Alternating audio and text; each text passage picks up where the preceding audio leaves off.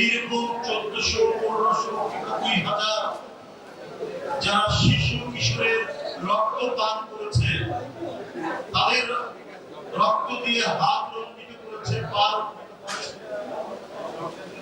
তাদের বিচার ছাড়াই আপনি কি করে বিভিন্ন সংস্কার করবেন? আপনি আইনের সংস্কার, আপনি নির্বাচন কমিশনের সংস্কার, আপনি বিচার বিভাগের সংস্কার, যে 6টি সংস্কারের প্রস্তাব করা হয়েছে অন্তর্বর্তীকালীন সরকারের পক্ষ থেকে, যেখানে দেশের কিছু খ্যাতিমান গুরুত্বপূর্ণ ব্যক্তিদের দিয়ে এই সংস্কারের দায়িত্ব দেওয়া হয়েছে, তারা কি প্রস্তাব, এই সংস্কার প্রস্তাব কিভাবে বাস্তবায়িত হবে? শেখ হাসিনার দোসররা তো এখন রয়েছে।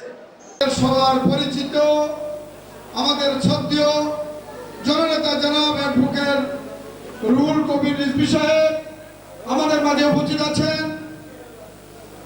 বাংলাদেশ জাতীয়তাবাদী দলের শিল্প এবং বাণিজ্য বিষয়ক সম্পাদক আমার শ্রদ্ধেয় বড় ভাই জনাব কালাম, যাকে আমরা চৈতির কালাম হিসেবে জানি। আমি বক্তব্যের প্রথমেই শহীদ তানভীর সহ যে সমস্ত ছাত্র জনতা এই খুনি হাসিনা কর্তৃক নির্মমভাবে নিহত হয়েছেন, তাদের আত্মার মাগফিরাত কামনা করি এবং আল্লাহ তাদেরকে জান্নাতে ফেরদৌস নসিব করেন সেই দোয়া করি। সংগ্রামের সাথে আমি সব কিছু